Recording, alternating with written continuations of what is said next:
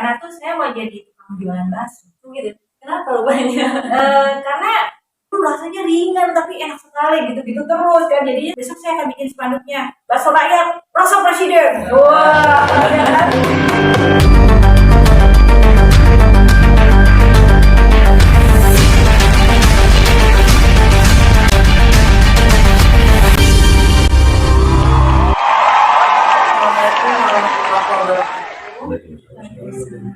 Selamat datang di channel Ayah Sharing Official. Apa kabar Kak Ana? Alhamdulillah, sehat selalu ya Kak ya. Jadi lama tidak mengudara, aktif di mana aja nih? Ya, alhamdulillah. Saya aktif di ekonomi, sentra pemuda remaja, sekarang tentang juga aktif di parti Persatuan Aktivis Indonesia di mana ya, dan alhamdulillah juga masih aktif di koperasi Bio Abadi Nusantara. Bio Abadi Nusantara, ya. Sahabat-sahabat. Nah, jadi koperasi ini agak berbeda karena dia bukan tapi ini adalah koperasi multiguna berjasa. Sudah berapa lama sih Kak koperasinya? Sebetulnya dari tahun 2019, cuman kita kan terdampak pandemi dan mudah-mudahan sebentar lagi kita sudah bisa mengudara dengan usaha-usaha yang sudah kita persiapkan. Tapi sejauh ini masih suka kegiatan-kegiatan di hadapan layar, masih suka dong pastinya ya. Sedikit-sedikit ya. Kemarin kebetulan terakhir tuh sebelum pandemi ya, film yang terakhir itu Dilarang Menyanyi di Kamar Mandi. Wow. Menyanyi di kamar mandi. Ya, tahun berapa itu Kak? Karena sudah lama banget ya sahabat-sahabat semua, kita udah jarang lihat Kak Tarigan ini ada tampil di televisi. Dilarang Menyanyi di Kamar Mandi itu kalau nggak salah tayang itu 2018 atau 2019 ya. Kalau nggak salah ya. Itu terakhir. Dan setelah itu ya saya adalah nyanyi-nyanyi di orang-orang yang ingin kampanye seperti itu. Cuma pastinya jadi klip-klip video aja biasanya. Jadi bukan hanya kamera, karena semua yang beliau ini luar biasa berkarya untuk mengisi pendidikan dengan hal yang positif. Alhamdulillah ya Kak ya. Ya, saat ini memang saya fokus ke ekonomi. Waktu saya ditanya oleh Ketum Samsudin Srega, bidang apa karena suka, saya tetap bertahan di ekonomi. Walaupun saya ditawarkan apapun, saya tetap bertahan di ekonomi. Kenapa? Karena kita bisa lihat bahwa kehancuran sebuah negara itu karena ekonominya lemah. Sri Lanka saat ini, negara Sri Lanka saat ini luar biasa ya. Mereka sampai berhenti. Bayangkan negara berhenti. Sampai yang namanya anak sekolah nggak bisa sekolah. Terus yang namanya kantor-kantor tuh hanya beberapa lagi yang tinggal bekerja. Berhenti hanya gara-gara ekonomi. Dan yang kedua, kemarin makanan kita Indonesia itu di Polandia kan lagi ada seperti bazar makanan Indonesia, itu dipuber banget. Jadi artinya gini, kita harus menyadari bahwa dia sama seperti virus. Kalau ada sebuah negara tiba-tiba down, mungkin akan menular ke negara-negara lain jika kita tidak sadari dari sekarang. Kenapa? Karena memang dengan adanya teknologi yang memanjakan seperti sekarang ini kan kita segala sesuatunya tuh dibuat enak. Betul. Dibuat enak. Handphone. Sehingga kita lupa bahwa kita itu harus tetap bergerak seperti orang tua kita zaman dahulu. Betul. Seperti leluhur kita kan gitu Kak Dewi. Itu yang saya takut. Anak-anak sekarang tuh terlena. Generasi muda sekarang tuh terlena. Sampai tadi pagi saya dialog sama anak saya yang sekolah di Turki. Dia bilang, ngeri. Eropa tuh sudah ngeri. Katanya. Ngeri gimana? Ya karena memang yang namanya program untuk melenakan manusia itu sukses banget. Jadi kalau kita lihat ya, trennya saat ini kan Pertama kita mulai dari lapis generasi muda. Betul. Generasi terus ya. Dibuat materialistis. YouTube yang disukai oleh orang adalah bicara tentang kemewahan. Benar nggak? Jadi orang tuh pengennya instan-instan gitu loh. Sementara ekonomi itu mengajarkan kita harus bekerja cerdas. Artinya apa sih kerja cerdas? Robert Kiyosaki mengatakan bahwa saat ini kita tidak bagus untuk menginvestasikan segala sesuatu ke hal-hal yang benda mati. Contoh. Jadi bagusnya apa? Kita tanya sama Robert Kiyosaki. Beli aja tuna kaleng kata dia. Tuna kaleng, ikan kaleng katanya. Kenapa? Karena itu kalau ditimbun nanti dia akan menjadi mahal. Berarti apa? Customer good, ya. Customer good. Jadi kalau orang sekarang mau bertahan hidup, dia harus mulai berpikir bahwa kita harus memiliki usaha yang customer good. Air, kebutuhan utama. Air, oke, apalagi makanan, apalagi. Nah, itu Robert Kiyosaki yang ahlinya dalam manajemen mencari kekayaan. Dia ada bukunya ya. Itu mengatakan demikian. Begitu juga dengan Bill Gates. Ya kan? Jadi artinya kalau kita masih aja terlena, mimpi jadi orang kaya dalam sekejap tanpa proses, tanpa mau bekerja, cannot. Nanti jadinya kita seperti negara yang stagnasi yang baru-baru ini terjadi kan. Nah ini yang kita harus segera perang. Artinya ternyata saat ini ekonomi itu menyangkutnya apa? Perang melawan diri sendiri, perang melawan kemalasan.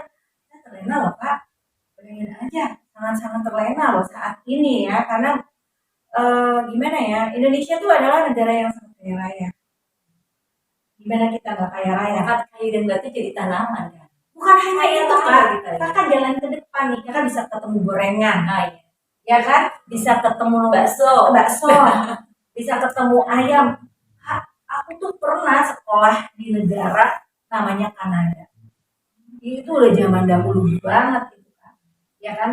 Itu yang namanya kalau lapar, ya kita apalagi kalau musim dingin itu -30, itu harus pakai planet dulu Kak.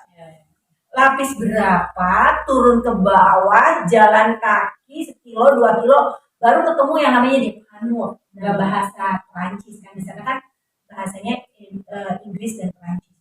Jadi Hanur itu kita nggak bakal bisa ngedapetin makanan anget pada zaman itu. Kita bisa ngedapetin makanan yang udah frozen, udah beku, dan kalaupun ada juga roti. Nah kayak gitu. Indonesia tuh udah kaya banget, jadi hati-hati gitu. Hati-hatinya kita takutnya terlena sehingga kita lupa bahwa kita harus tetap melipat gandakan hasil bumi kita ini. Kalau enggak kebutuhan dunia, karena nanti Indonesia itu akan menjadi negara yang menjadi pusat kebutuhan dunia. Apa aja, itu semua ada di sini. Karena semuanya ada di sini. Potensi Indonesia luar biasa. Iya, cuman sorry banget gitu loh. Tapi kan mungkin karena kita terlena, karena kita merasa bahwa segala sesuatu mudah, cari makan enak, cari uang enak, apa semua, kita lupa bahwa kita juga harus ibaratnya punya lumbung, ya kan? Punya lumbung. Kenapa? Karena kalau kita lihat ekonomi kita saat ini ya, masyarakat kita itu kan misalkan kita punya penghasilan 10 juta sebulan, ya habisnya 9,5 juta, sisa tinggal 500.000 kan saat ini loh. Kenapa? Kita udah seneng yang namanya tiduran, terus hidup yang lebih kepada monoton kayak gitu. Saya sendiri merasakan dan saya menunggu diri saya sendiri gitu. Kalau mengikuti perkembangan zaman nih kan, saat ini kan lagi juga kayak kripto, trading gitu. Kalau pandangan Kakak sendiri gimana sih? Tadi kan dari singgung masyarakat kita ini kan lebih cenderung sama terlena gitu. MTF lah ya, MTF gitu ya kan. Kemudian aku nggak mau pusing deh usaha gue taruh simpankan diputar sama orang gitu selesai gitu. Orang yang berjalan tradingnya. Jadi kalau menurut aku ya itu ya, namanya manusia zaman sekarang kan nggak mau bekerja, maunya nyemplungin duit sekian, hasilnya sekian, duduk manis. Cannot do that gitu loh. Kalau menurut aku cannot gitu loh. Mana ada yang kayak gitu. Tetap kita harus berpikir, bekerja, ya kan. Tetap harus memutar otak. Kalau nggak mungkin mungkin betul kita bisa dapat uang sekejap, Tapi ada tapinya, hilangnya juga sekejap. Nah, pilih yang mana? Resikonya ya. Iya, kan kita sudah lihat hasil daripada orang-orang yang melakukan usaha di bidang itu. Saya tidak mengatakan bahwa itu jelek, tidak. Tapi oke, itu sesuatu yang lucky ya, lucky. Artinya mungkin keberuntungan itu berpihak pada orang-orang tertentu. Tapi untuk keberuntungan ya ibarat kayak main judi lah kak, ya kan. Tapi kalau real bisnis, makanan, menanam, ya kan. Nah hal-hal kayak gitulah yang mungkin kalau menurut saya itu investasi jangka panjang yang bisa turun menurun sampai anak cucu mungkin. Luar biasa karena ini. Jadi beliau ini juga pemerhati untuk apa? Bagaimana kita ini bisa kembali kepada jati diri kita untuk bercocok tanam, gitu ya. Manfaatkan lahan yang ada untuk kita bisa menumbuh kembangkan daripada apa tanaman-tanaman yang ada kayak contohnya padi, kawas bene, gitu yang bisa menghasilkan sesuatu untuk kekuatan bangsa kita di bidang pangan. Jadi seperti itu kan ya. Ya, malah saya rencana tuh saya mau jadi tukang jualan bakso. Gitu. Kenapa rupanya? Karena gini, bakso yang kita ciptakan ini 99,9% itu daging semua, asli. Gitu. Lalu hanya 1%, berarti ada tambahan sedikit tepung kan gitu. Nah, rasanya pun melekat di hati. Makanya baksonya saya namakan bakso rakyat rasa presiden. Walah, betul tadi. Bakso rakyat rasa presiden. Gimana tuh maksudnya? Maksudnya gini loh, dengan 10.000 orang bisa makan bakso. Malah cita-cita saya terlalu tinggi sih sebetulnya Kak Dewi. Saya bilang, saya mau jualan bakso di Istana Negara. Saya tulis saya di situ, diskon 100%. Artinya apa Kak kalau diskon 100%? Gratis dong. Gratis. Nah, udah punya cita-cita seperti itu gitu loh. Karena ya mau ngapain lagi ya Kak usia segini kalau nggak membuat sesuatu yang menyenangkan hati banyak orang gitu kan. Terus saya mau bikin itu segera. Amin. Mudah-mudahan di baksonya menyentuh lah. Orang kan katanya makan bakso mahal gitu, tapi kalau saya 10.000 aja lah. Tapi bener loh, 10.000 aja. Kakak mau usaha bakso, Barack Obama jauh-jauh dari Amerika kemarin cuma pengen makan bakso kan? Nah ini alhamdulillah ya, ini alhamdulillah karena saya di ekonomi kan pastinya ada pengarah ya. Pengarah saya ini kan ketum kita di Pemuda Pancasila. Jadi ketum yang ngotot gitu loh, artinya itu bakso enak, itu beda loh bakso itu loh. Kenapa? Itu rasanya ringan tapi enak sekali gitu-gitu terus kan. Jadinya saya berpikir setiap apa yang dikatakan itu saya suka mikir gitu. Oh akhirnya saya bikin, oke, besok saya akan bikin spanduknya bakso rakyat rasa presiden. Wah, pasti kan wah, rasa presiden itu kayak coba rasain ini bakso rasa presiden gitu kan. Nah seperti itu. Insya Allah Kak, mudah-mudahan dalam minggu ini kita sedang persiapan dan itu kita langsung untuk pertama kali kita luncurkan di Jakarta Pusat. Ya, dikit sih dekat istana. Oh, jadi rasa presidennya benar persis istana gitu. Tapi belum sampai depan istana. Ya saya berharap ya Pak Presiden dan seluruh jajarannya bisa merasakan bakso saya ini. Harus datang Pak Presiden nanti ya tempat ke anak jualan bakso. Ya, jadi kira-kira kita bikin juga mie ayam. Ya pokoknya segala sesuatu yang Indonesia banget. Indonesian food lah ya. Ini ngomong-ngomong, saya ngeliat saya pernah nyobain air ini dan air ini buat saya tuh sesuatu banget ya. Dan apalagi saat ini kan manusia kan butuh sehat. Sepertinya air ini air tidak asing ini kan, ini air zam-zam Nusantara. Oke, karena mungkin di sini kita kedatangan tamu juga, ada Pak Ketum kita, Pak Samsudin Siregar, ada Ayah Haji Syarif, karena beliau itu tuan rumah daripada Ayah Syarif. Oh iya. Ayo kira-kira berkenan mohon kesediaannya Ayah, Pak Ketum silakan. Sehat ya Tum ya. Alhamdulillah ya sehat. Silakan ya. Jadi di momentum kali ini sahabat-sahabat sementara kita kedatangan Agung, ada Kana Karigan, beliau artis lawas yang luar biasa memberikan motivasi kepada kita semua mesti bidang ekonomi ya. Kebetulan ada Pak Ketum kita Samsudin Siregar, jadi beliau Ketua Umum Pemuda Pancamarga.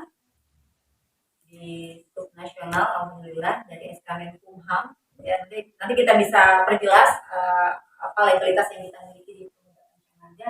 Kemudian ada tuan rumah kita, Ayah ada Haji Syarif Abdullah.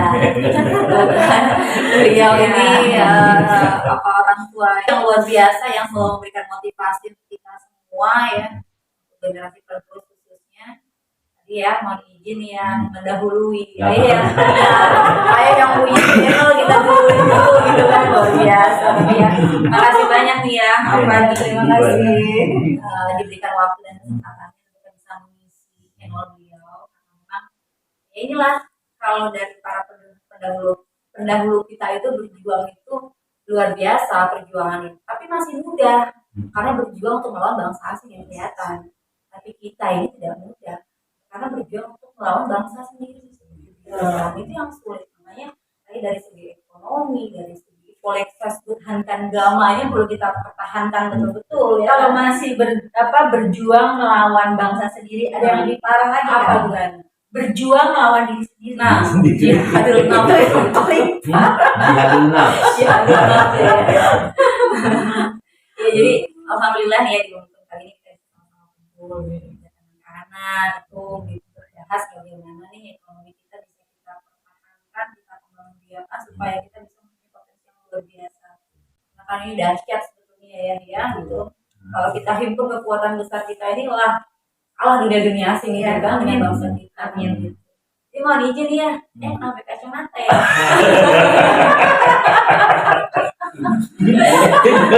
Ya para pemirsa tanya, saya jawab kacamata hitam-hitam gitu. Izin ketemu Buana nih. Jadi pakai kacamata ini bukannya keren-kerenan, tapi ayah ini kekurangan cairan mata. Jadi Kering ya? Kering, jadi silo. Jadi kalau pakai kacamata hitam itu menahan cahaya.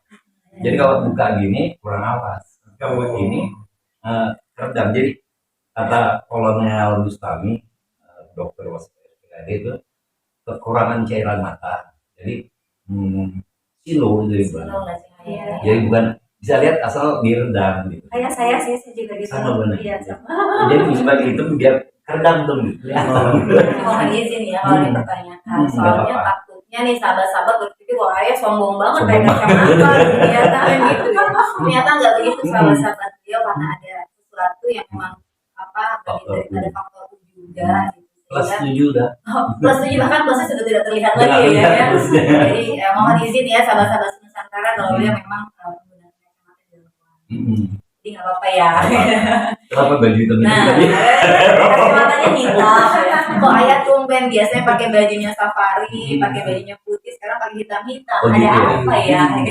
Jadi kalau biasa pakai baju keren itu karena duit. Jadi almarhum Raden Mas Mario bin Raden Mas Turosmiko, beliau veteran pejuang. Setelah beliau jadi veteran pejuang, negara merdeka, pensiun dari militer, ditarik oleh Garuda Indonesia Airlines sebagai kepala koordinator keamanan Garuda Indonesia di zaman dulu. Tetap walaupun itu dia selalu pakai baju itu. Jadi ngomong kalau nanti kamu dewasa kamu pakai baju kayak kakek ya gitu. Jadi itu mengabadi memenuhi permintaan almarhum. Jadi satu dasarnya.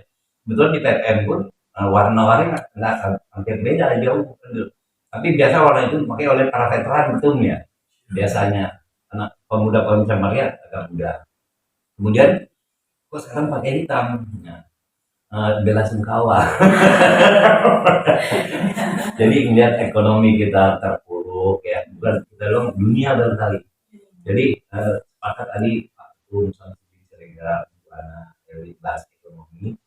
Jadi negaranya hancur kalau ekonominya rusak. Jadi pertama kali bangun ekonomi. Kalau ekonominya baik, masyarakat adil dan makmur, sejahtera, bangsa itu besar. Kan tujuan bangsa dan negara kita apa? Menuju masyarakat adil dan makmur. Bagaimana adil dan makmur? Ekonominya berantakan. Jadi pertama kali kita bangun adalah ekonominya dulu. Nah, kalau ekonomi sudah baik, masyarakat sejahtera, berarti nggak ada kerusuhan. Karena kemiskinan tadi cenderung menimbulkan yakni kerusuhan, anarkis dan lain-lain kejahatan, tindak kriminal.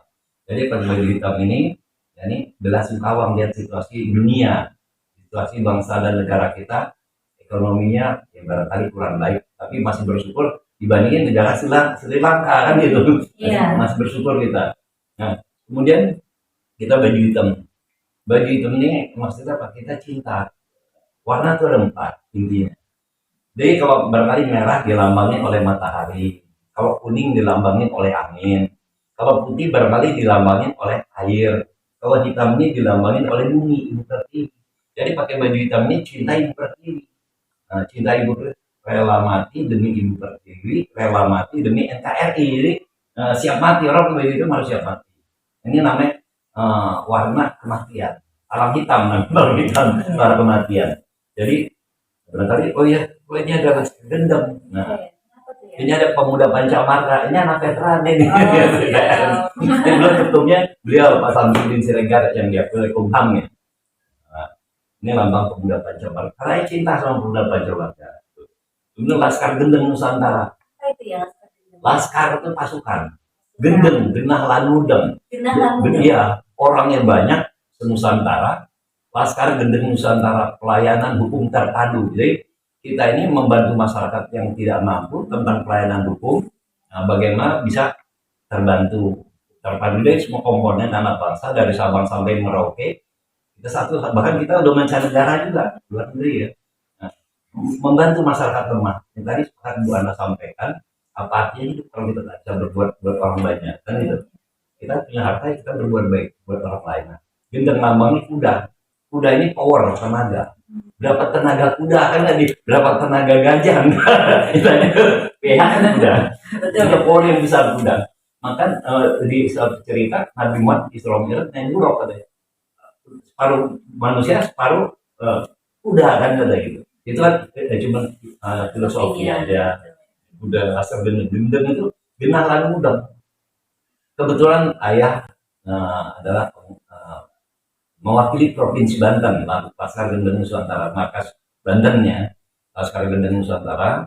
Dan apa? Kita mengkoordinir komponen masyarakat, anak-anak muda, siapapun dia yang yang tadinya barangkali di dunia premanisme, kriminal di mutawar, orang nggak terima badannya penuh tato, contoh, dia sholat nggak sah, kita tampung, preman kita tampung. Agama itu kan di Laskar Gendeng Nusantara tidak bicara agama, tidak bicara suku, nggak bicara ras. Mau agamanya apa, sukunya apa, rasnya apa, kamu punya Tuhan nggak? Kamu bangsa Indonesia nggak? Udah kamu yakinin sesuai keyakinan kamu bisa. Jadi Laskar Gendeng Nusantara ini kita ayah pribadi beserta seluruh komponen di Laskar Gendeng dari Sabang sampai Merauke bahkan mancanegara mengajak masyarakat agar hidup cerdas dalam menyikapi hal. Maksudnya apa? Izin ketumnya Bu Ana atau Dewi agak panjang dikit. Jadi gini, masih banyak masyarakat kita orang awam, atau bicara dikit agama, para santri, para ustadz, para kiai yang menggunakan kodamnya manusia ya manusia. Kalau kodamnya manusia dengan makhluk yang nggak kelihatan, nah itu namanya bersekutu. Padahal manusia ini adalah makhluk yang diciptakan Tuhan atau Allah, makhluk yang paling mulia di antara seluruh makhluk. Kalau dia beribadah kepada Tuhannya dengan baik dan benar, derajatnya di atas bangsa malaikat. Berarti malaikat menghargai orang tersebut. Tapi kalau manusia tadi maksiat, berbuat jahat, bikin onar, berbuat yang melanggar aturan agama dan negara, derajatnya di bawah iblis. Jadi manusia di situ agungnya. Jadi kenapa kita harus bersekutu dengan bangsa jin? Jadi kita ini ayah beserta seluruh komponen di Laskar Gendeng Nusantara mengajak masyarakat cerdas. Ayo, mari kita lepaskan diri kita daripada kodam. Lepaskan diri kita daripada bangsa jin. Nah itu jin muslim lah, itu jin kafir lagi. Lepaskan.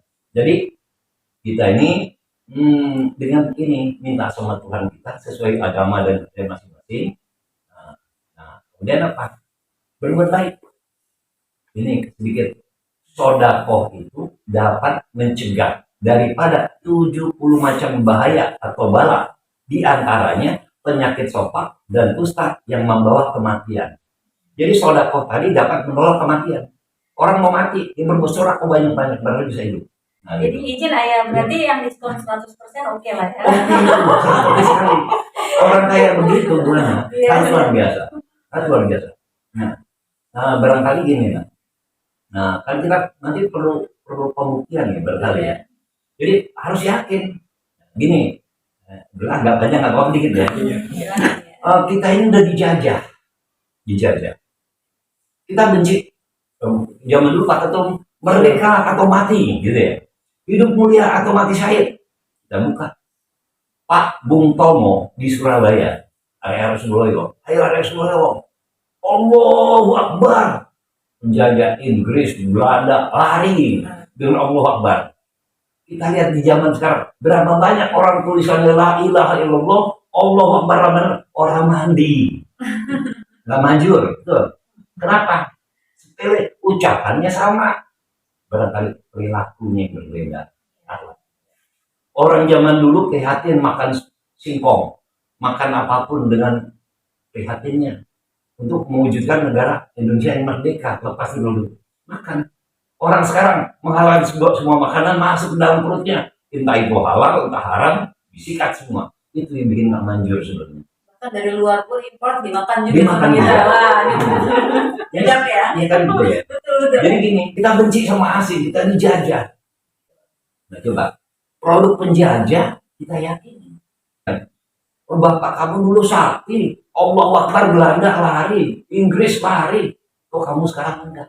Oh kamu nggak desain bapakmu nggak mewarisin ilmu sama kamu, kan gitu. Real dong.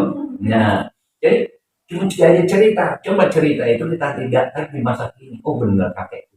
Oh, kenapa bisa sakti? Oh begini tuh. Jadi Allah Akbar dulu Bung Tomo benar.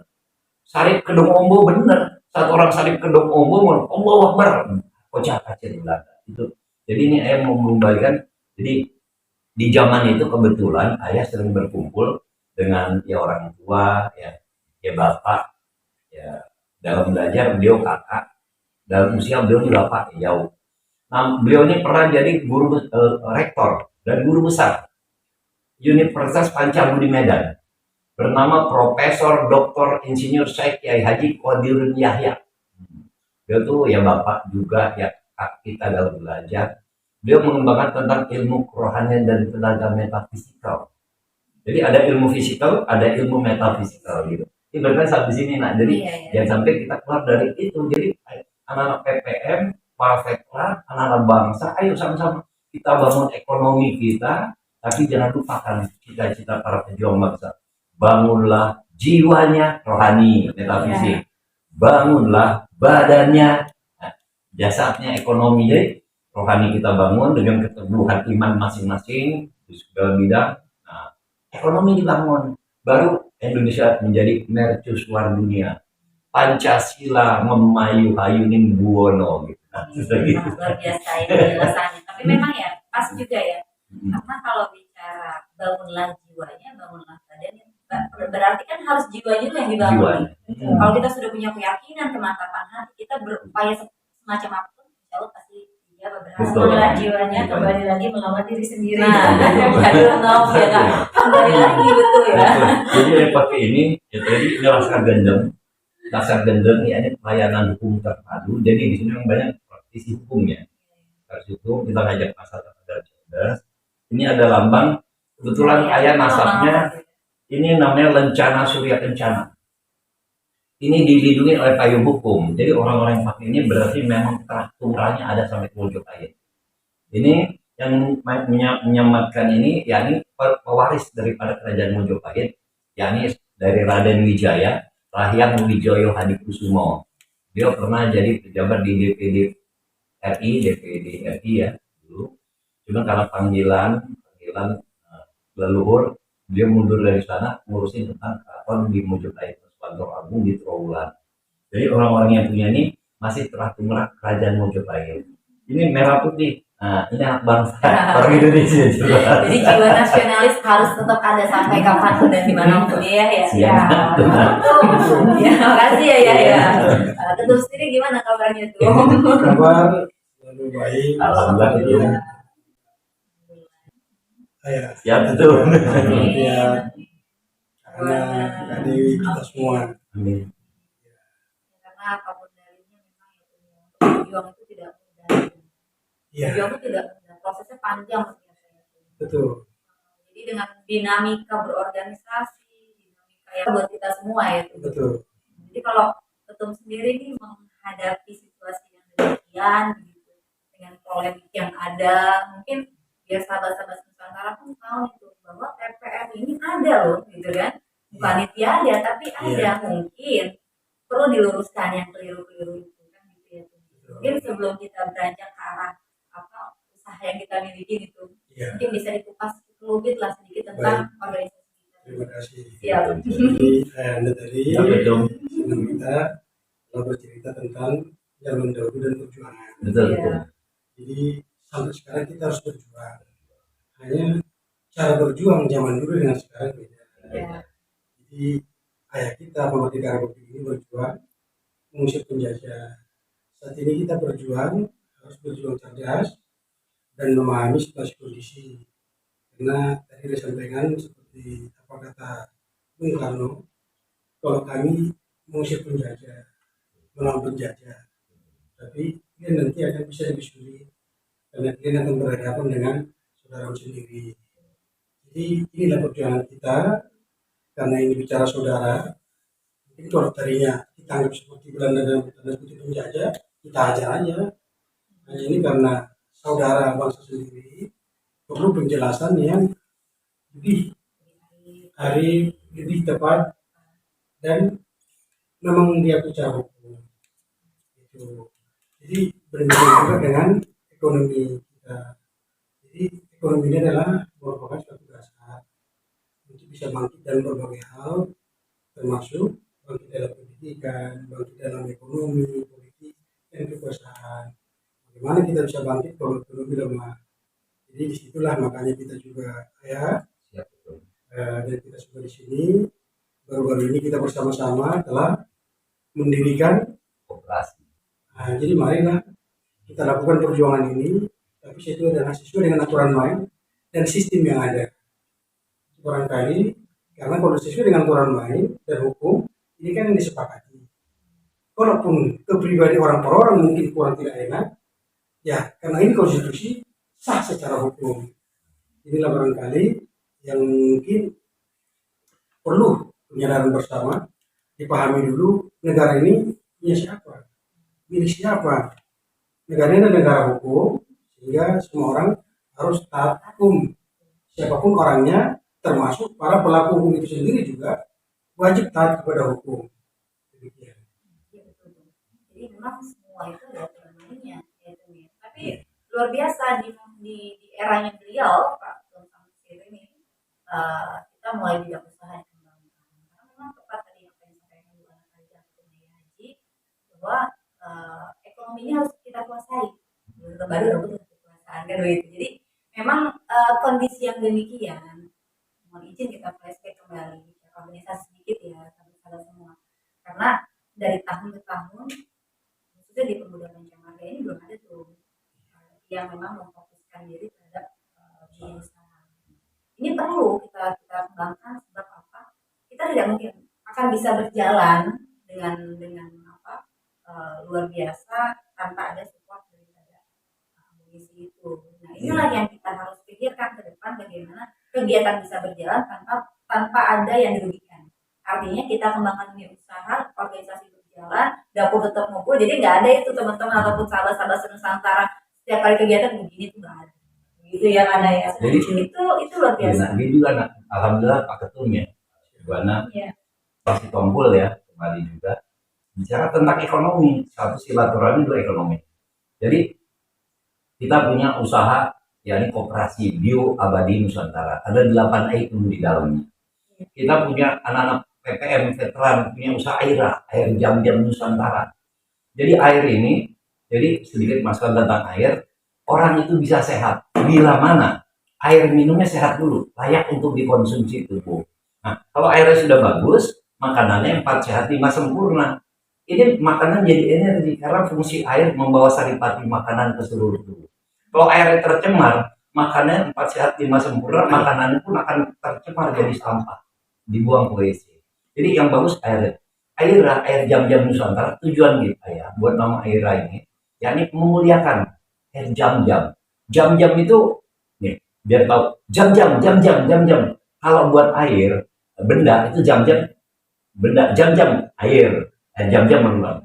Kalau hats kumpul, artinya kumpul juga jam-jam buat benda, hats buat manusia. Al hats hajir, kumpul, orang yang mau berkumpul. Nah, jadi air ini tingkat pencemaran air boleh diketahui oleh semua pihak 0,000 mikron. Wow. Air zero. Iya. Kalau di zero, kita doakan baik, jadi baik. Kita doakan jadi buruk, akan buruk. Zero. Jadi kita kepingin masuk surga, dosanya harus zero dulu. Minumannya harus zero, air zero, nol. Nah, ya air yang layak dikonsumsi tubuh, yakni tingkat pencemaran air atau ppm airnya 0,00 mikron sampai dengan 0,30 mikron. Ini menjelaskan. Kita cek air yang di luar beredar, berapa mikron? Ada yang 120, ada yang 90, ada yang 300. Nauzubillah min dzalik. Ayo, itu bikin kita sakit. pH air yang boleh dikonsumsi oleh tubuh 6,5 sampai 8,5. Ini tingkat keasaman dan basa air. 6,5 sampai 8,5. Air 7,4 sesuai dengan pH darah manusia. Jadi ini melarut. Ini dikasih garam sedikit, orang diinfus. Ini kasih garam udah sama kayak infus.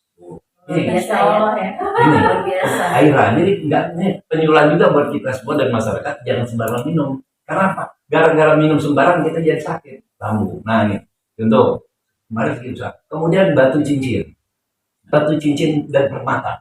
Nah, batu kita bikin pasar itu apa? Kita menginginkan produksi dalam negeri. Contoh kayak ini bacan dalam negeri Maluku. Nah, ini namanya Braja Basam, Mustika Braja Basam. Ini cuma ada satu di bumi Nusantara, yakni di Kalimantan, Banjarmasin tentu. Oh, ini Maluku. Jadi banyak barang-barang kita di dalam negeri yang makata dimanipulasi. Barangnya makata dari Papua, dinyatakan Taiwan punya. Barang dari Papua, Cina punya nama. Nah, itu dari abad keberapa dibawain ke luar negeri, diakui mereka ngakuin paten. Padahal Indonesia. Kita buktikan. Kita ngobrol sedikit nggak apa-apa kan bicara ekonomi ya. Iya. Gitu. Iya. Ayo, giok Taiwan, giok yang bagus. Mana? Taiwan. Kita lihat jenisnya apa? Ayo, Alcidon. Nah, tingkat kekerasan 6,5 skala Mohs. Ayo, dari mana misalnya? Dari Sulawesi, dari Papua. Papua sangat bagus. Gioknya. Kalau bicara giok adalah batu terkeras. Nah, terkeras giok itu. Maka itu lebih condong ke dunia terapi pengobatan. Tapi giok itu terkuat ya. Kalau berlian terkeras, berlian itu kadar kekerasan 10 skala Mohs. Kalau giok relatif. Kalau bacaan ini sama juga sama batu anggur, sama dia kekerasan 6,5 lah, 6,5 skala Mohs. Jadi ini ya kajian. Ini cuma kayak ini Braja Basam, cuma ada satu di bumi Nusantara Kalimantan.